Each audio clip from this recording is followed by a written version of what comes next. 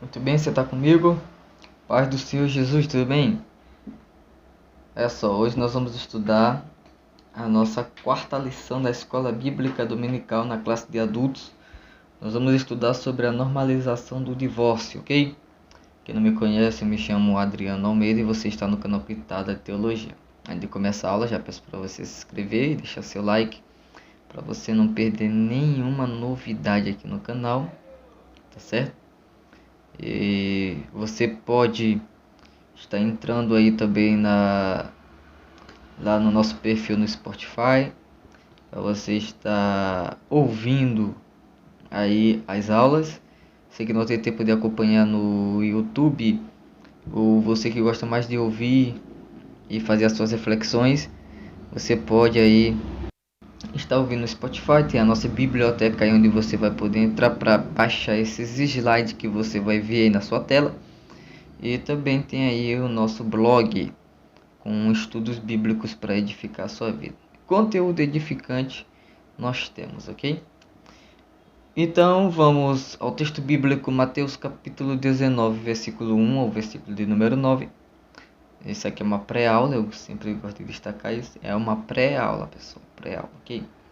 Texto bíblico, Mateus capítulo 19, versículo 1 a 9, diz assim: E aconteceu que, concluindo Jesus esses discursos, saiu da Galiléia e dirigiu-se aos confins da Judéia, além do Jordão. E seguiram-no muitas gentes, e curou-as ali. Então chegaram ao pé dele os fariseus, tentando-o e dizendo-lhe: É lícito ao homem repudiar sua mulher por qualquer motivo? Ele, porém, respondendo, disse: Não tendes lido que, no princípio, o Criador fez macho e fêmea, e disse, portanto, deixará o homem seu pai e sua mãe, e unir-se-á a sua mulher, e serão dois numa só carne? Assim não são mais dois, mas uma só carne. Portanto, que Deus ajuntou, não separe o homem. Disseram-lhe eles: Então por que mandou Moisés dar-lhe carta de divórcio e repudiá-la? Disse-lhes ele: Moisés, por causa da dureza do vosso coração, vos permitiu repudiar vossa mulher, mas ao princípio não foi assim.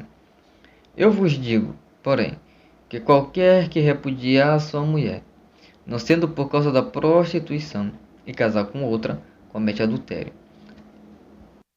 E o que casar com a repudiada também comete adultério. Então esse é o nosso texto bíblico que Jesus fala acerca do divórcio. E, meus irmãos, o divórcio é entendido como um ato por meio do qual o casamento é dissolvido. Ou seja, a união, o projeto de Deus para o homem e para a mulher foi que eles casassem, construíssem uma família e que o casamento perpetuasse até a morte. Mas, por causa do pecado, e aqui nós estamos falando de pecados específicos, como é o caso do adultério e da prostituição, isso tem levado muitas pessoas casadas a se divorciarem. E o divórcio, ele é o meio que dissolve o casamento. Ou seja, a única maneira que existe de dissolver um casamento é por meio do divórcio. Devido à tendência contemporânea de vulgarizar o divórcio, tornando banal e normal, como nós temos visto muito nesses dias, nessa sociedade contemporânea que nós estamos vivendo. E dessa forma, essa lição presente, ela tomará como padrão aquilo que as escrituras ensinam sobre o assunto do divórcio, ok? Nós que somos crentes e servos de Deus, a nossa base, ela está fundamentada nas Sagradas Escrituras. Nossa base ética e nossa base moral aquilo que coloca os limites. Ela é a nossa regra de fé e de prática, ou seja, aquilo que nós professamos, aquilo que nós acreditamos, aquilo que nós cremos, está baseado nas Sagradas Escrituras. E a nossa vida prática, a nossa moralidade, a nossa ética também está baseada nas Sagradas Escrituras. Então, nós que somos a igreja, nós vivemos por princípios que estão baseados na palavra de Deus. E uma das coisas que nós devemos entender é que se a minha vida, a tua vida, ela está baseada nas Sagradas Escrituras, então nós não vamos nos basear por filósofos, nós não vamos nos basear pela ciência, nós não vamos nos basear pela sociologia atual.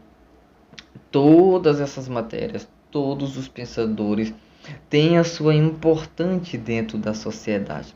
Só que quando eu falo de padrão moral, quando eu falo de padrão ético, nada está acima das Sagradas Escrituras, porque elas são a nossa regra de fé e de prática, de conduta, de ética, de moral, de comportamento, enfim, ela é o manual da vida cristã. Ela é o mapa que Deus nos deixou para nos guiar de acordo com a vontade dele, que é santo e todo-poderoso. Vamos entender o divórcio no contexto bíblico, ou seja, vamos entender o divórcio no Antigo e no Novo Testamento. No Antigo Testamento, que é o nosso primeiro subponto do primeiro ponto, o plano de Deus para a raça humana é que o casamento fosse monogâmico e vitalício. Deixa eu chamar a tua atenção aqui para isso aqui. O casamento monogâmico heterossexual entre um homem e uma mulher, ele deveria ser vitalício, ou seja, ele deveria ter o seu fim somente com a morte. Esse era o plano de Deus. E nós entendemos que o plano, a vontade de Deus é boa, é perfeita, é agradável. A vontade de Deus é perfeita, é boa e é agradável. E a vontade de Deus para o casamento é que ele seja monogâmico, heterossexual e vitalício. Em Deuteronômio, capítulo número 24, versículo de 1 a 4, diz que uma das condições para o divórcio acontecer, estamos falando do Antigo Testamento, era o marido encontrar na esposa coisa feia, que seria nudez ou coisa vergonhosa. Mas o texto não especifica o significado dessa expressão. Após o divórcio, a mulher poderia se casar com outro homem, e que, nesse caso, não estaria cometendo adultério. Vamos ser bem práticos? Vamos ser bem práticos. Para Deus, quando um homem e uma mulher se separam, que não seja por uma causa de prostituição, de adultério, no Antigo Testamento de coisa feia, para Deus, se eles se separar, se ser por esses motivos, que é, entre aspas, justificável, esses motivos é, entre aspas, justificável, se ela casasse de novo, e ele casasse de novo, estaria cometendo adultério. Mas, irmão Adriano, não estão separados? Não estão morando em casas diferentes? Estão.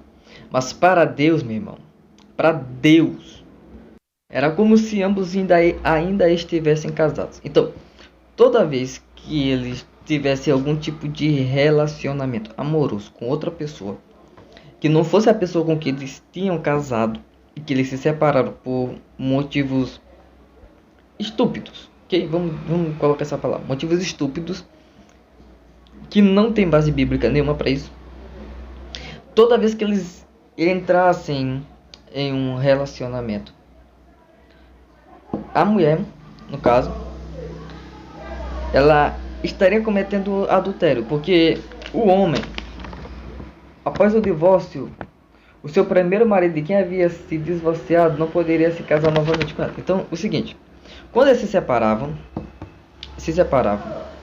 vamos dar um exemplo para ficar muito melhor essa questão. Eu quero deixar isso aqui muito bem explicado, meu irmão.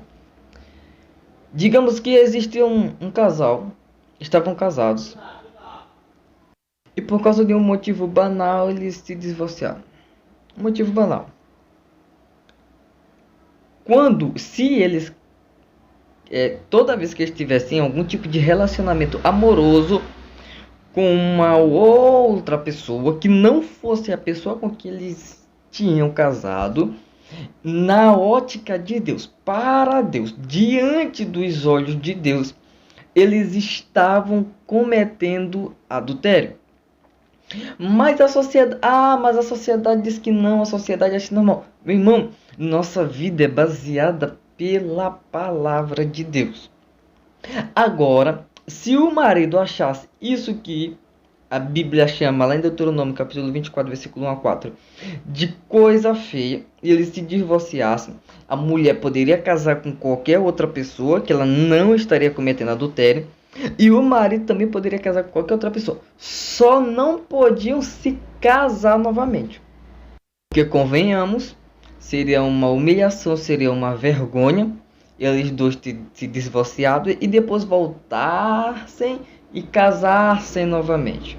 Ok? Então não poderiam casar novamente. Divorciou, acabou, fim, tchau. Então, assim que acontecia no Antigo Testamento. No Novo Testamento, que é o nosso segundo subponto, o Senhor Jesus mostra que o plano original de Deus é que o casamento dure para toda a vida.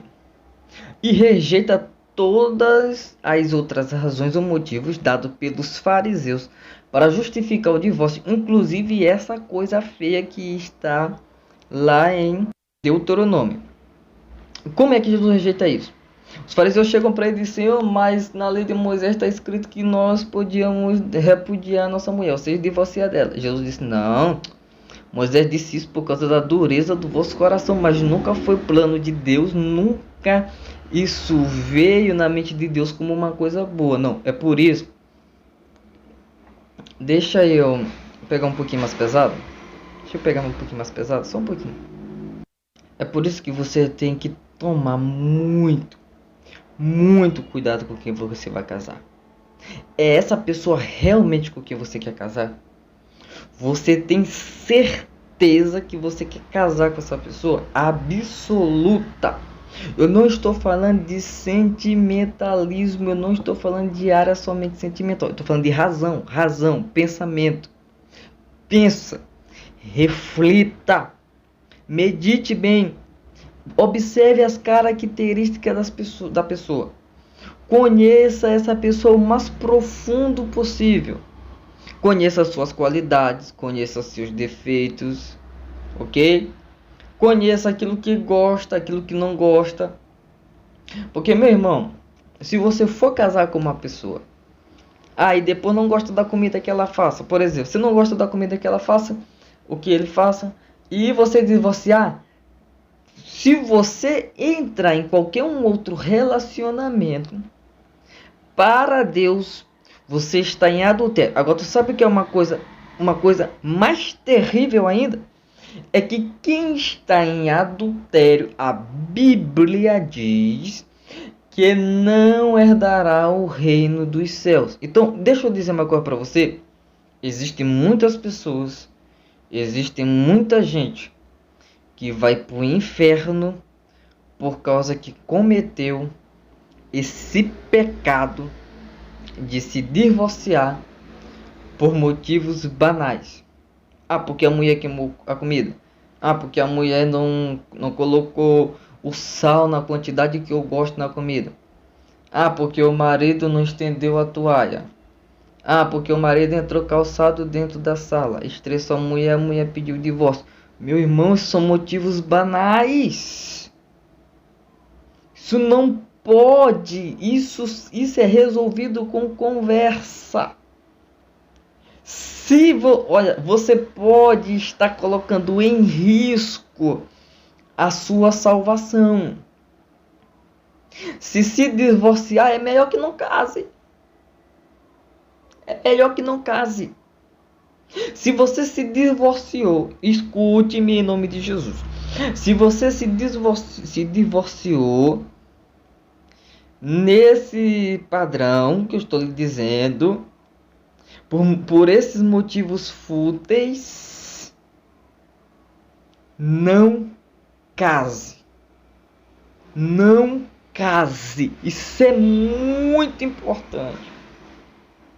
Por quê? Porque você pode ser enquadrado nesse versículo bíblico e isso pode tirar a tua salvação.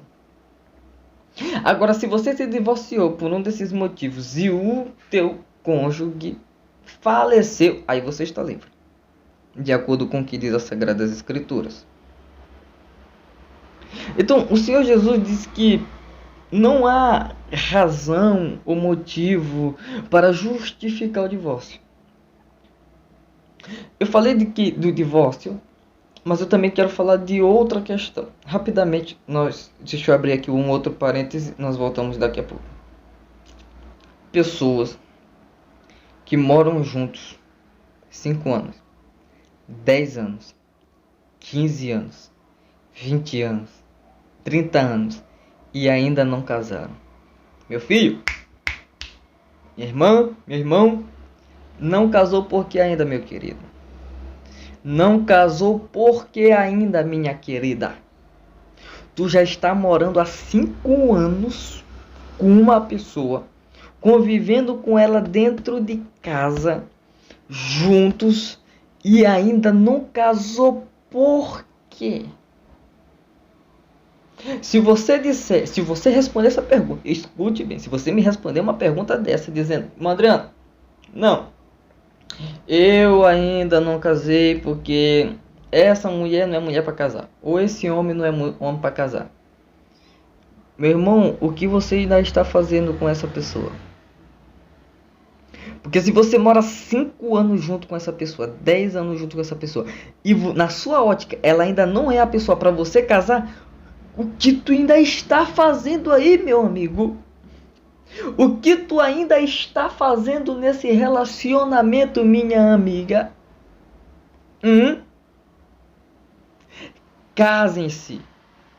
Se na sua ótica não é a pessoa certa para você casar, então você está perdendo tempo. Você está se prendendo em um jugo desigual. Eu sou muito realista. E quem já acompanha minhas aulas aqui, os meus vídeos aqui, já sabe como é que eu sou. O único motivo dado por Jesus que justifica a separação é a relação sexual ilícita. Adultério, prostituição. O divórcio feito por outras razões que não seja o adultério ou a prostituição não dissolve o casamento aos olhos de Deus. É o que eu estou lhe falando. É o que eu estou lhe dizendo. Se separou do seu marido, se separou da sua mulher, não foi por prostituição, não foi por adultério. Meu amigo, aos olhos de Deus o casamento de vocês não se dissolveu. Aos olhos de Deus vocês permanecem casados. Aí agora, oh meu Jesus, irmão, eu estou sentindo uma autoridade de Deus, eu estou sentindo uma graça de Deus para falar isso para você. Ok? Eu estou sentindo uma graça e uma autoridade de Deus para falar isso para você. Se foi por outras razões o divórcio e você ficou com 10 pessoas durante esse período de divorciados, você adulterou 10 vezes. Ou você se prostituiu 10 vezes. Você entende o perigo que eu estou tentando lhe alertar? É esse que é o perigo. Qual é o conselho que eu dou para as pessoas? Porque eu sei que essa mensagem vai chegar onde esse tipo de pessoa. Deixa eu falar contigo especificamente que essa mensagem está te atingindo, tu tá querendo até sair do vídeo. Não sai não, não sai não, não sai, fica aí. Qual é o conselho que eu dou para esse tipo de pessoa? Conversa com seu cônjuge. Conversa com ele. Se separou por um motivo que não foi adultério ou prostituição, conversa com ele. Conversa com ela. E tentem reatar isso. Tentem reatar. Não deu certo reatar, irmã. Então não casa. Não casa mais. Não casa com outra pessoa. Não se envolva em um outro relacionamento com outra pessoa. Por quê? Porque aos olhos de Deus o casamento de vocês ainda não está dissolvido. Aos olhos de Deus vocês ainda estão casados. Ok? Então por isso, me ouça bem, você que é casado, você que está, eu sou casado para a glória de Deus, graças a Deus sou casado. Surgiu algum problema, resolva na conversa. Converse. Seja homem, seja mulher, chama para conversa, vamos conversar. O que foi que aconteceu? Eu fiz alguma coisa de errado? Me perdoa, eu não percebi que eu estava fazendo isso errado. Vou tentar mudar. Preciso da sua ajuda. Me ajuda a mudar. Converse. Não é você querer dar uma de machão, a mulher querer dar uma de mulherona. E os dois passam semanas sem se falarem, mês sem se falar, aí se divorciam por causa de uma briga tola, aí um vai para um lado, outro vai para o outro, aí vocês têm outros relacionamentos e aos olhos de Deus os dois adulterando. Muito cuidado. Se a motivação não foi infidelidade conjugal e ele se casar com outra, comete adultério. Paulo diz que se o casal se separar, que não case de novo, ou que se reconcilie, onde está escrito. Primeira carta de Paulo aos Coríntios, capítulo 7, versículo 10 e 11. Eu vou ler para você. Vamos ler, abre sua Bíblia, gente. Primeira carta de Paulo aos Coríntios, capítulo 7, versículo 10 e 11. Diz assim: Todavia aos casados mando, não eu, mas o Senhor, que a mulher não se aparte do marido. Se, porém, se apartar, que fique sem casar ou que se reconcilie com o marido, e que o marido não deixe a mulher. Ok? Então, não, se separou por qualquer outro motivo que não foi infidelidade conjugal, não foi prostituição, não foi adultério, se reconcilie. Se separou e divorciou, não casa. Não entre em outro relacionamento. De quem é o mandamento? Do Senhor Jesus Cristo. E se o cônjuge descrente, agora para as irmãs ou para os irmãos que são casados com pessoa descrente. Se o cônjuge descrente, homem no caso, abandonar a esposa, esta não estaria sujeita à servidão. Contudo, somente no caso de o abandono partir do cônjuge não crente. Então, se o não crente, a pessoa que não é crente, a pessoa que não serve a Deus, decidir se divorciar com o crente, e os dois, eles concordarem nisso, então não estarão sujeitos à servidão. Versículo 15. Primeira carta de Paulo aos Coríntios, capítulo 7, versículo 15. Mas, se o descrente se apartar, aparte-se, porque neste caso o irmão ou a irmã não está sujeito à servidão, mas Deus chamou-nos para a paz.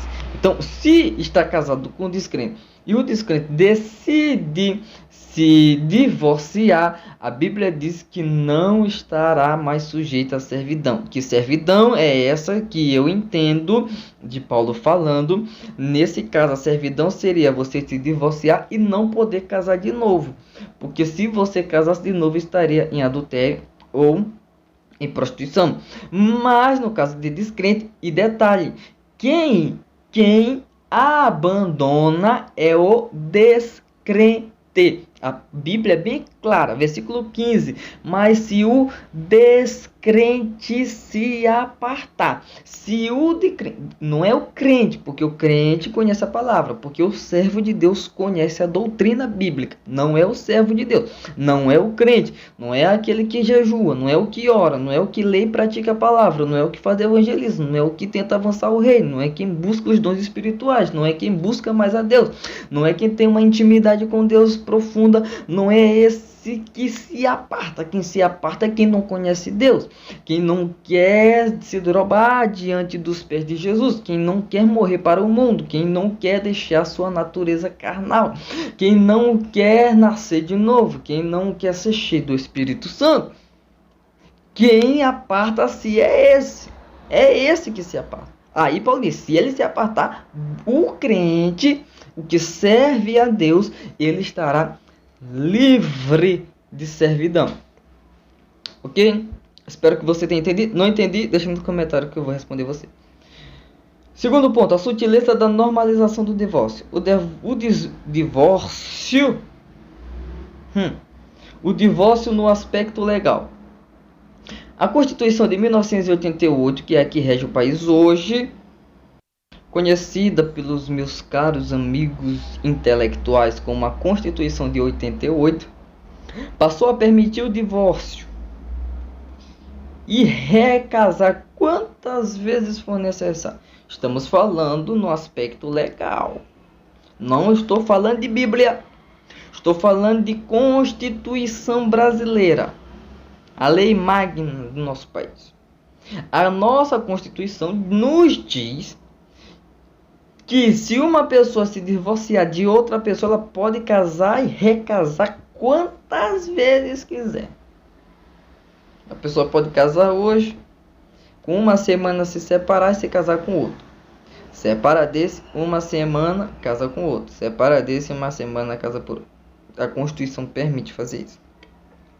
No aspecto legal da legislação brasileira, é muito fácil alguém se divorciar e se casar novamente. Então, se você colocar do lado da Bíblia e colocar do outro lado da Constituição e colocar o assunto base em discussão, que é o divórcio, você vai perceber que a Constituição ela é mais light, ela é mais leve no quesito divórcio.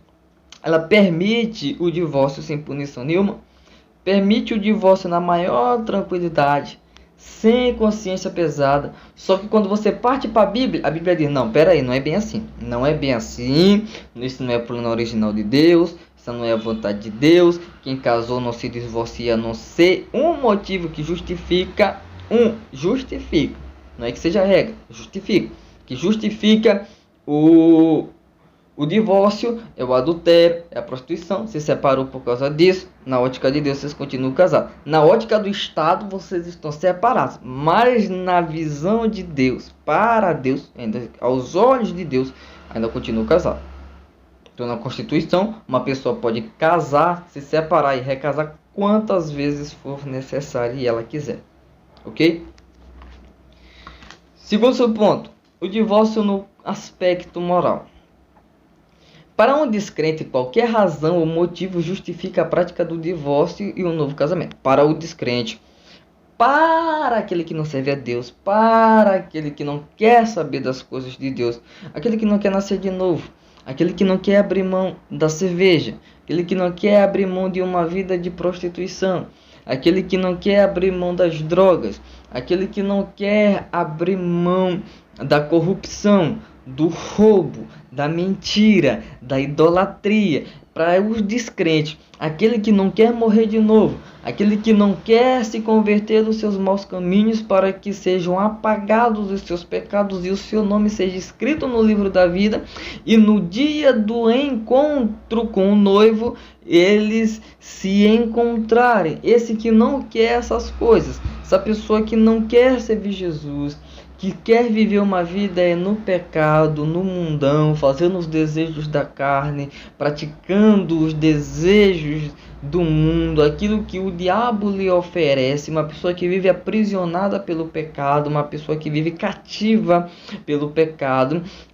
Qualquer razão para ele é um motivo que justifica a prática do divórcio e um novo casamento. Ou seja, para o descrente, um arroz queimado já é motivo de divórcio. Para o descrente, uma roupa suja já é motivo de divórcio. Para o descrente, entrar com o pé sujo dentro da casa já é motivo de divórcio. Para o descrente, almoçar depois do horário já é motivo de divórcio. Coisas que podem ser conversadas e alinhadas e resolvidas. Mas para o descrente, isso já justifica o divórcio. As escrituras definem o aspecto moral do divórcio. Ou seja, aqueles que se arriscam a desobedecer a palavra de Deus forçosamente terminam machucados. Então, se o camarada que é casado se divorciar, forçando um divórcio, se ele forçar um divórcio, que não seja pelos motivos que nós já falamos aqui, se ele estiver forçando o divórcio, ele terminará muito machucado. Os dois terminarão machucados. É bíblico, gente. É a palavra de Deus, gente. Eu sei que tem certas coisas que a gente não gosta de ouvir. Eu sei que tem certas coisas que a gente ouve assim, que martela na consciência, que dói demais. Eu sei que existem certas coisas que acontecem isso aí. Mas é a Bíblia. É a palavra de Deus. Ou você vive por ela, ou você não vive por ela. Não tem meio termo. Ou você vive 100% pelas Escrituras, ou você não vive nada pelas Escrituras. Não tem meio termo. Não existe meio termo. Ok? É isso. Terceiro ponto. O divórcio e a prática pastoral. Primeiro subponto. A pessoa do divórcio. Quem passou por esse processo sabe o quão traumático é. Olha só. Você que já passou por esse divórcio. Você que já passou por esse processo. Sabe quão é difícil. Principalmente quando o casamento já tem ali filhos, já gerou filhos. Além de ser um grande sofrimento, uma grande dor, uma grande pressão sentimental sobre os pais, também tem a questão dos filhos que vão sofrer demais por não ter os seus pais juntos para o criar, para os ensinar, para os doutrinar. Então é uma experiência que irá deixar você traumatizado. Por isso, é costume dos pastores, pelo menos o meu faz isso, aconselhar antes de casar. Filho, tu tem certeza? Já conversou, tal, conhece? Tem certeza? Olha, pensa, faz isso, faz aquilo, tem certeza? Porque eles sabem que se esse casamento for dissolvido pelo divórcio, vai ter um grande trauma. E eu não estou falando só trauma na questão sentimental não, minha gente. Eu estou falando de trauma também na questão espiritual. Tem gente que fica batido, tem gente que não sai de casa, tem gente que... Meu Deus, é tanta coisa. Então pense bem em nome de Jesus, ok? Tenha essa aula aqui como sabe, um aconselhamento para você que ainda não é casado. Para você que é casado e se divorciou, coragem, força. O Senhor é bom, o Senhor é poderoso, o Senhor é santo. Rejeição, medo e abandono continuam. Muitas vezes na vida de quem passou por uma separação. Quem passou por esse trauma se sente rejeitado, sente medo, se sente abandonado. Agora, o pior de tudo é quando o divorciado ele começa a observar ou a colocar em outra pessoa característica do seu cônjuge que se divorciou. Por exemplo, se a pessoa que se divorciou com um cônjuge, estou dando um exemplo, por favor, estou dando um exemplo. E o cara era um beberrão, era um adúltero, se prostituía, ele não respeitava a família, não prestava, é aquele famoso, não presta. Para Deus, Deus transforma todas as pessoas. Deus é especialista em transformar vidas. Deus é especialista em transformar vidas. Mas ele se encaixa nesse ditado popular. Não presta. A irmã que se divorcia de um camarada desse, tem que tomar muito cuidado para ela não generalizar. Porque o marido atual dela não prestava, porque o casamento dela não deu certo. Ela começa a ver todos os outros casamentos como um fracasso futuro.